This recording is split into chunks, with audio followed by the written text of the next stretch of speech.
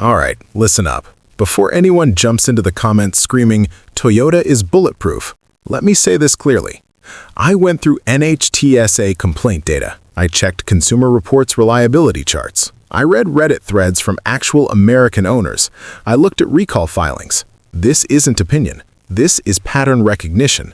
And if you're about to spend $28,000, $35,000, $80,000 in the USA on one of these SUVs, you deserve to know what's actually happening.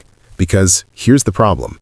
Toyota built its entire reputation in America on trust. And these three SUVs, they're testing that trust hard. Let's get into it. First up, Toyota Corolla Cross. Now I know what you're thinking. It's basically a Corolla. How bad could it be? That's exactly why this one stings. The Corolla name in the United States is legendary. Millions sold. Decades of reliability studies backing it up. So when Toyota launched the Corolla Cross in 2022 and carried it into 2026, people assumed it was a safe bet. Safe, reliable, simple. Here's the kicker. The non-hybrid Corolla Cross uses a 2.0-liter four-cylinder making 169 horsepower paired to a CVT. On paper, fine. In real life, owners across Reddit and Edmunds complain of painfully slow acceleration, especially when merging onto American highways at 65 to 75 miles per hour. One owner described it as foot to the floor and praying. That's not dramatic. That's a direct quote-style complaint you see over and over. And when you're paying $27,000 to $30,000 in America for a compact SUV, you shouldn't feel like your vehicle is negotiating with traffic. But performance is just annoyance. Build quality is where it gets uncomfortable. There are owner reports of uneven panel gaps, rattles under 10,000 miles, interior plastics that scratch if you look at them wrong.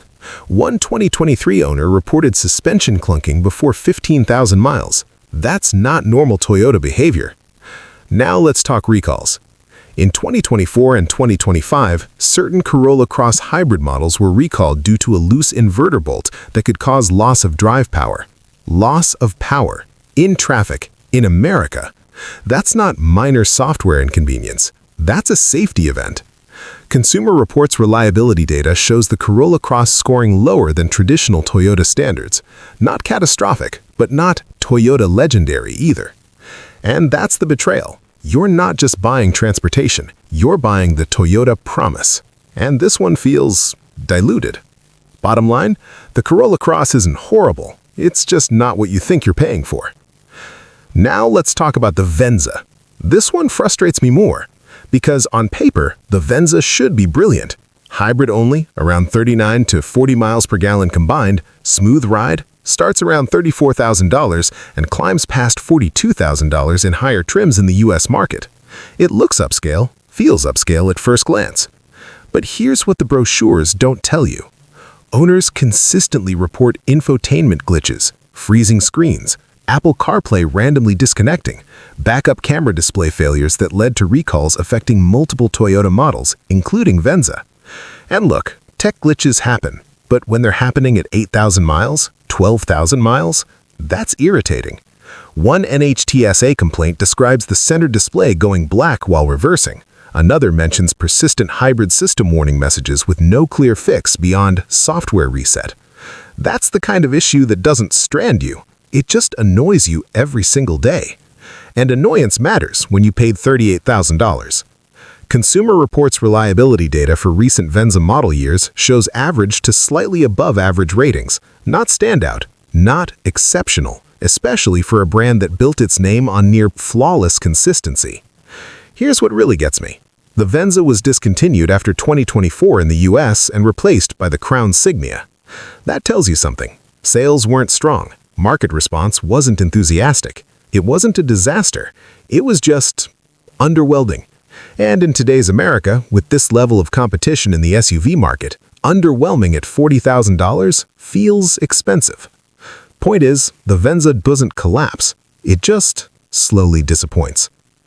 Now, the big one, Toyota Sequoia. This one hurts, because the old Sequoia was simple. Big V8, body on frame, old school reliable. It felt indestructible. Then in 2023, Toyota redesigned it completely.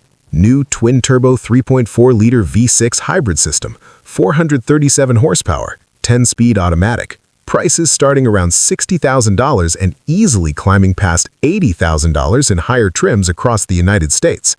Sounds amazing. Here's the problem.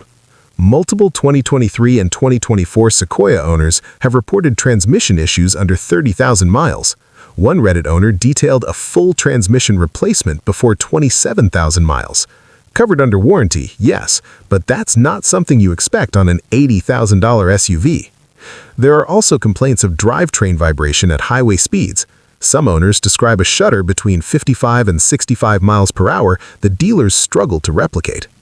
Then there's the cargo space controversy. The hybrid battery placement raises the cargo floor. The third row doesn't fold flat into the floor like competitors, so you're paying full-size SUV money but sacrificing practical storage. That's not a small compromise for American families buying a road trip machine. And reliability data? Consumer Reports predicted reliability for the new generation Sequoia has been average at best, not segment leading.